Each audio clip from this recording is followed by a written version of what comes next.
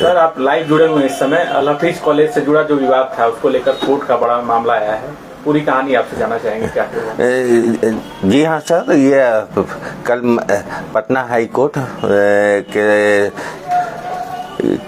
Honourable justice mister Harish Kumar ji के जरिए हमारे कॉलेज के पक्ष में, हमारे बच्चों के पक्ष में, स्टूडेंट्स के पक्ष में एक फैसला आया जिसका हम लोग काफ़ी बेसब्री से इंतज़ार कर रहे थे। उसमें उन्होंने स्पष्ट बोर्ड को निर्देश दे दिया है कि पूरक परीक्षा जो कि अप्रैल में होने की संभावना है, उसमें हमारे सभी 208 बच्चों को की प्रक्रिया पूरी करके एग्ज़ाम में सम्मिलित कराया जाए।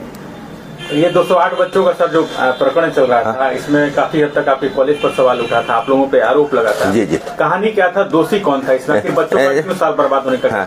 जी, ये एक परिस्थिति की वजह से ऐसी समस्या उत्पन्न हो गई थी।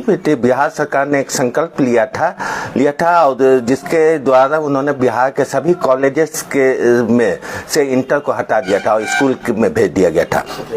तो उस समय हमें भी सरकार ने डिग्री कॉलेज मान लिया था, जबकि वास्तव में मेरी 2 है, नाम एक ही है, प्रबंधन एक है, लेकिन हमारे डिग्री कॉलेज अलग है और इंटर कॉलेज अलग है। लेकिन हमें भी सरकार के जरिए नामांकन नहीं लेने का आदेश मिला था। पुनः सरकार के बिहार बोर्ड के द्वारा विज्ञप्ति आई थी कि ऐसे कॉलेजेस जिनके पास अलग अलग संसाधन है वो आपत्ति दर्ज करवा सकते हैं। तो हम लोगों ने भी कॉलेज के तरफ से आपत्ति दर्ज कराया था, जो कि जांच प्रक्रिया में चली गई थी और हम लोग उसका वेट कर रहे थे। कोई नामांकन नहीं लिया। जब नामांकन प्रक्रिया बोर्ड के जरिए शुरू हो गई थी तो हम लोग वेट कर रहे थे।